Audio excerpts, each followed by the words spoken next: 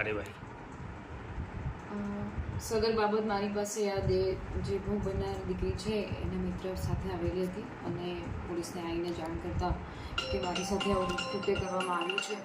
એ બાબતે અમને ઘટનાની તાસીર હતો. અમે લોકોએ સામેવાળાના મધર ફાધર અને જે આરોપી છે એની પૂછપરછ કરતા અને ખરાઈ કરતા આ ઘટના ધ્યાને આવતા અમે ગુનો દાખલ કર્યો છે.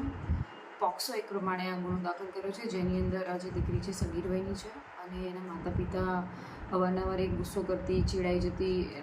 તેમના માતા પિતાને લાગ્યું કે કોઈ પૂજારી દ્વારા પૂજા વિધિ કરાવડાય તો મારી દીકરી પૂજા વિધિ પછી આનો ગુસ્સો શાંત થઈ જશે અને શાંત સ્વભાવની અને એના જે નાના મોટા એના સ્વભાવમાં બધા પ્રોબ્લેમ છે એ સારા થઈ જશે. એ બાબતે પછી એના પૂજારીને એના મમ્મી પપ્પાએ જ કીધું હતું કે તમે અમારા ઘરે આવીને દીકરીની પૂજા કરો અથવા તો કોઈક એવી વિધિ કરી દો. તો આ પૂજારી દીકરીના કહેવા પ્રમાણે 2 વખત આવેલા છે અને પહેલી વખત આવ્યા એટલે આ દીકરી ગભરાઈ ગઈ હતી ને એવું લાગ્યું કે જો મમ્મી પપ્પાને કહીશ તો પછી મમ્મી પપ્પા મને મારશે, કારણ કે પૂજારી પણ એને ધમકી આપતો હતો.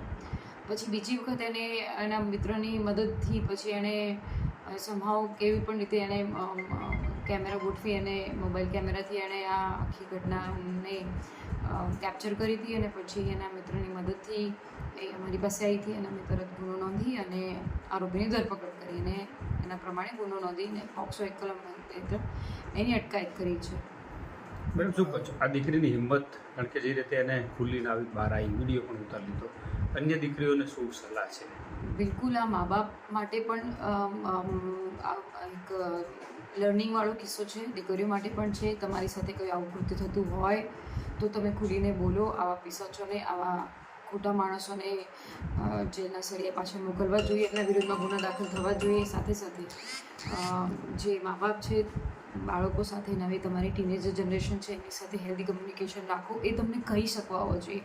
આ બાબતમાં એમના માતા પિતાને પણ આપણે કહેવું જોઈએ કે એના બીજા મિત્રોની મદદથી પણ જ્યારે મા બાપ જો બાળકોને સાંભળતા હોય તો આવી ઘટનાઓ ના બને, અથવા તો બને તો બી એ પહેલી વખત જ્યારે પૂજારી આવ્યા ત્યારે એ વખત એના મા બાપને પણ એને કહેવા સંકોચ થતો હતો એટલે એના મિત્રોની મદદ લીધી. તો આ પણ એક ઘટના ચોંકાવનારી છે.